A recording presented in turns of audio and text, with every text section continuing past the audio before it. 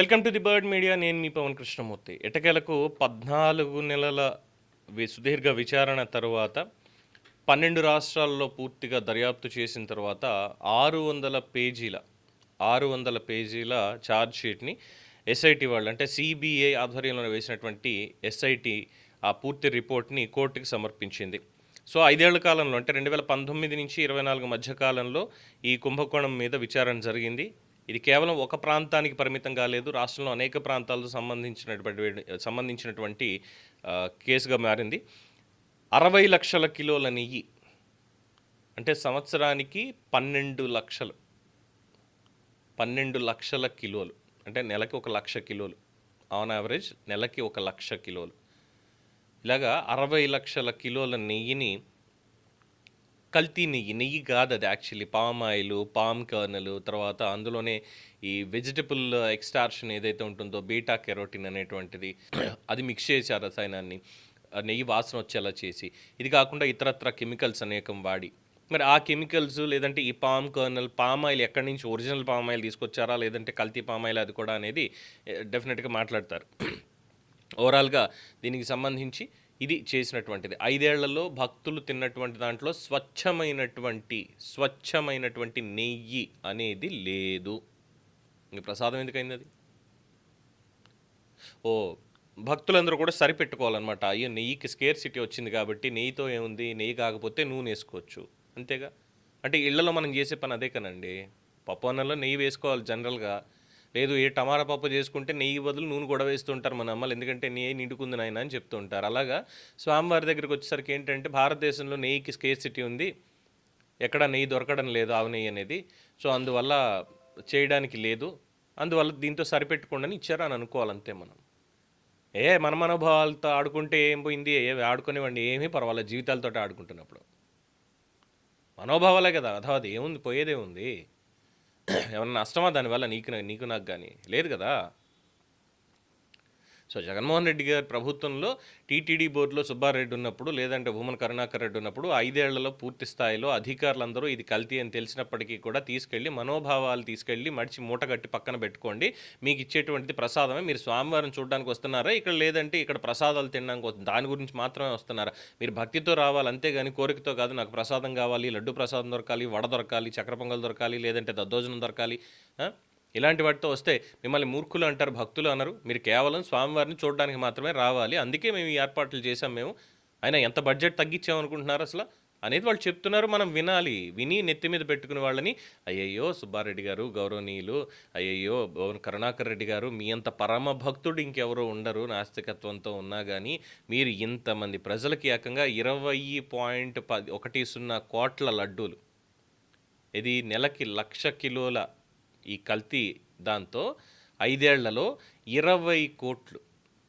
కోట్ల లడ్డూలు, 21 కోట్లు దాదాపుగా ఈ లడ్డూలు చేయించి మా అందరితో తినిపించినందుకు మీరండి స్వామివారికి అసలైనటువంటి పరమ భక్తులు మీరు. మిమ్మల్ని ఒక పల్లెత్తు మాట అన్నా కూడా స్వామి మమ్మల్ని క్షమించడండి.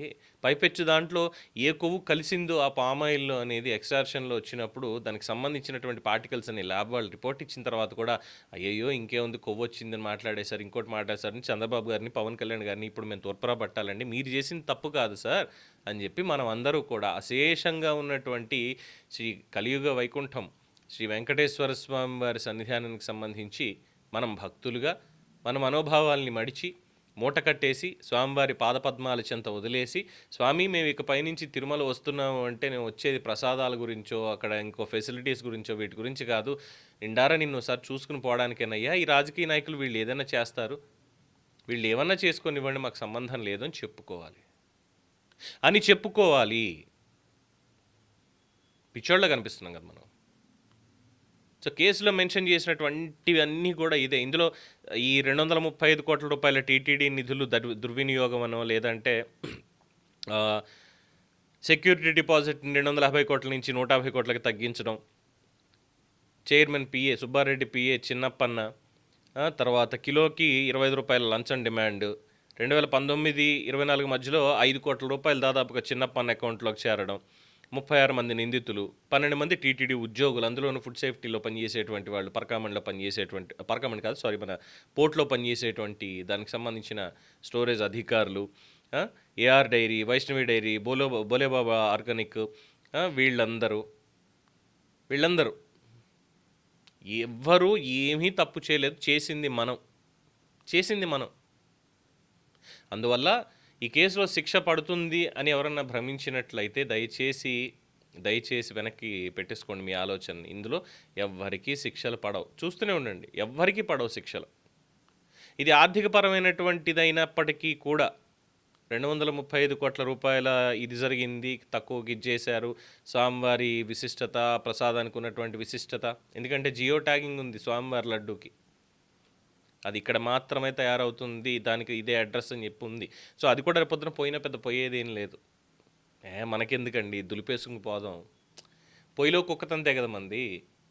ఈరోజు వచ్చి రాత్రి శుభ్రంగా ఇంట్లో పొయ్యి ఉంటుంది, వెచ్చగా పడుకుంటుంది కుక్క. పొద్దున్నే కొడతాం, బూడిద దులుపుకుని వెళ్ళిపోతుంది.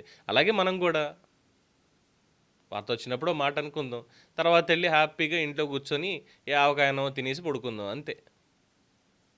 తప్పు చేసినటువంటి వాళ్ళని విమర్శిస్తే మళ్ళీ దాంట్లో రాజకీయ అఫిలియేషన్స్, వాళ్ళ మీద ఒంటికాల మీద వెళ్ళిపోతున్నాం, టార్గెటెడ్గా వెళ్ళిపోతున్నాం, ఇలాంటివన్నీ మాటలు వస్తూ ఉంటాయి. స్వామివారి సన్నిధి అంటే అంత ఇదైపోయింది వీళ్ళకి, కొత్త అల్లుళ్ళు అయిపోయారనమాట. అత్తారింట్లో కొత్త అల్లుళ్ళలాగా వీళ్ళు ఇష్టం వచ్చినట్టు వీళ్ళు చేయడం. డిక్లరేషన్ మీద సంతకాలు పెట్టరు, సాంప్రదాయాల్ని గౌరవించరు, వ్యక్తి పూజలు వద్దురా అంటే వినరు, ఆఖరికి ప్రసాదం కల్తీ, స్వామివారి పరకామణి సొమ్ముని కూడా చోరీ చేసినటువంటి ఘనత ఇన్నున్నా కానీ మనం మనమందరం కూడా మహానుభావులమే.